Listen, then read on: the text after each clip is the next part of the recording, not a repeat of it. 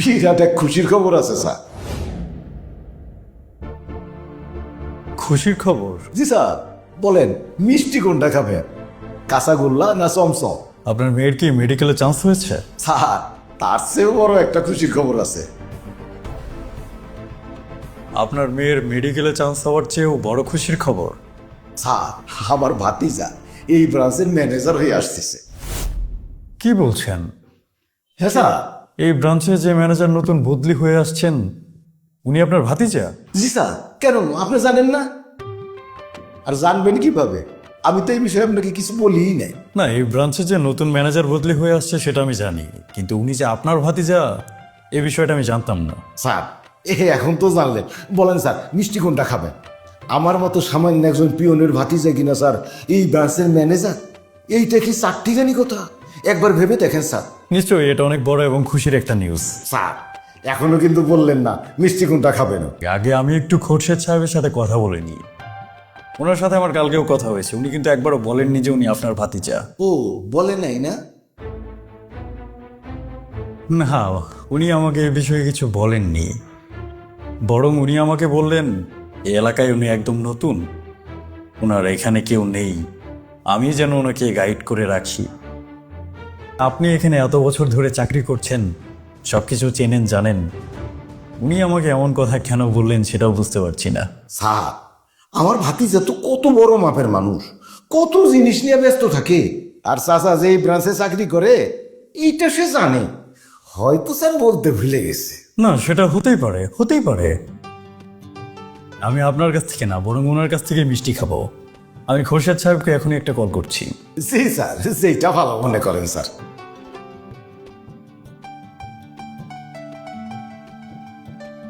Hello Khorshed সাহেব, ওয়ালাইকুম আসসালাম।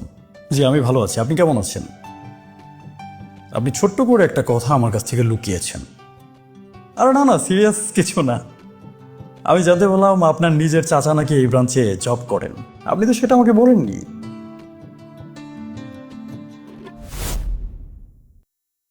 আচ্ছা আচ্ছা আচ্ছা, ঠিক আছে ঠিক আছে, নো প্রবলেম, ভালো থাকবেন। কি স্যার, বলছিলাম না আমার ভাতিজা।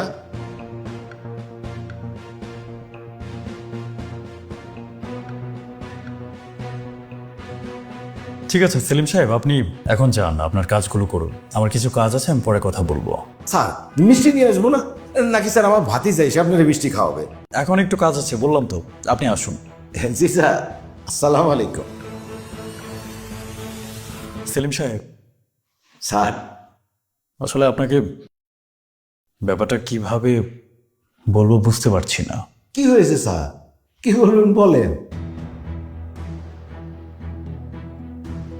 স্যার, আজকে আমার জন্য অনেক খুশির একটা দিন।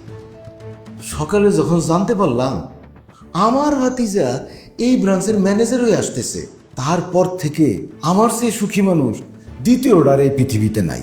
আপনি যা বলতে চান মন খুলে বলেন স্যার, যে কোনো কাজ আপনি শুধু একবার বলেন স্যার, আমি আজকে করে দেবো স্যার।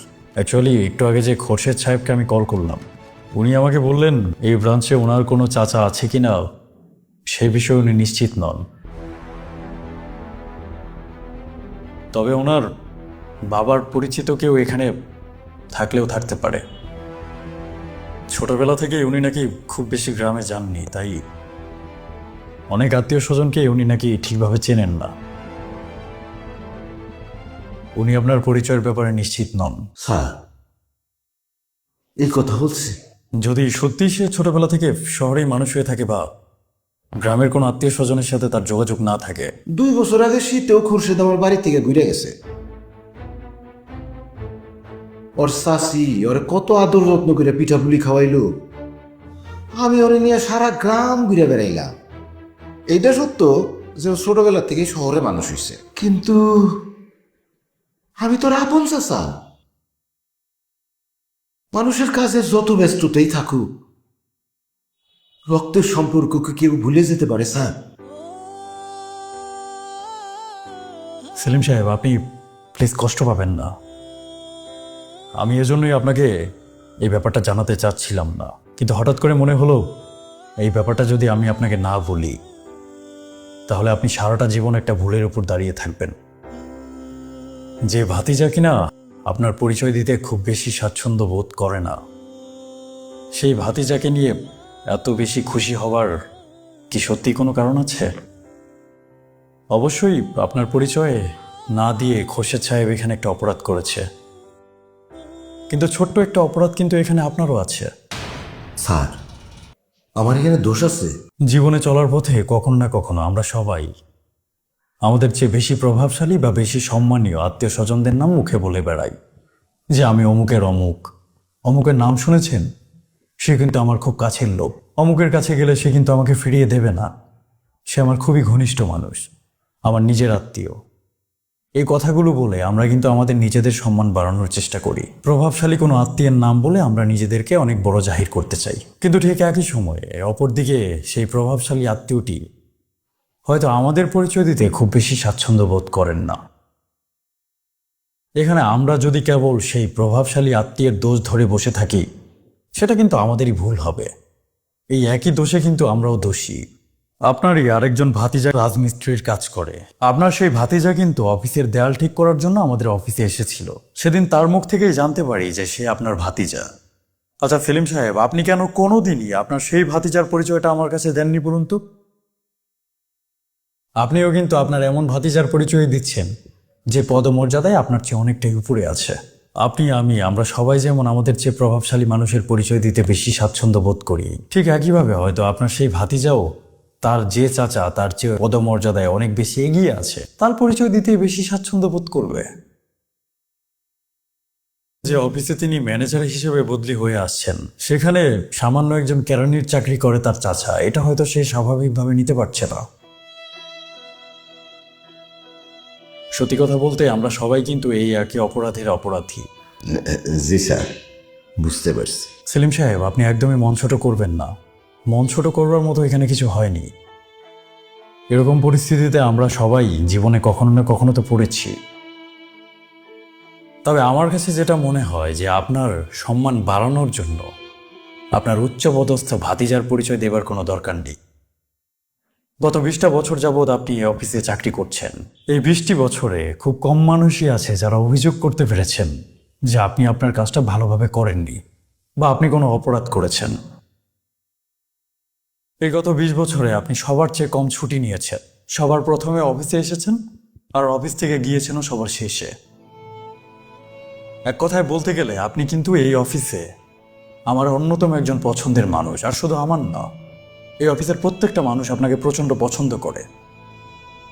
এবং আমি তো এটা মনে করি যে এত বিশ্বস্ত এবং পাংচুয়াল একজন এমপ্লয়ি পাওয়া একটা অফিসের জন্য ভাগ্যের ব্যাপার। অন্যদিকে আপনি এতক্ষণ যে ভাতিজার কথা গর্ব করে বলছিলেন, সেই ভাতিজা কিন্তু প্রমোশন পেয়ে এই অফিসে আসছেন না। তার আগের অফিসে বড় রকমের একটা দুর্নীতি পাওয়া গিয়েছে তার বিরুদ্ধে, যার কারণে অত বড় একটা শহর থেকে তাকে বদলি করে এত ছোট একটা শহরে তাকে ম্যানেজার হিসেবে পাঠানো হচ্ছে। তাকে কিন্তু একরকম শাস্তি হিসেবে এই অফিসে বদলি করা হচ্ছে। অর্থাৎ এই কোম্পানিতে তার ট্র্যাক রেকর্ড খুব একটা ভালো না। এবং আপনার ভাতিজা এতটাই দুর্নীতিগ্রস্ত যে সে যদি আগের জায়গায় বহাল তবিয়তে থাকে, তাহলে সে আরো অনেক বেশি দুর্নীতি করবে, কারণ সেখানকার আশেপাশের মানুষজন তার পরিচিত। তাই তাকে এমন একটা জায়গায় বদলি করে পাঠানো হয়েছে যেখানকার আশেপাশের মানুষজন তার খুব বেশি পরিচিত না, আর সে চাইলেও সেখানে খুব বেশি দুর্নীতি করার সুযোগটা পাবে না।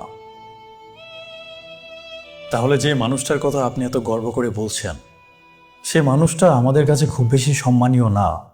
অন্যদিকে আপনি আমাদের কাছে তার চেয়ে অনেক বেশি সম্মানীয়।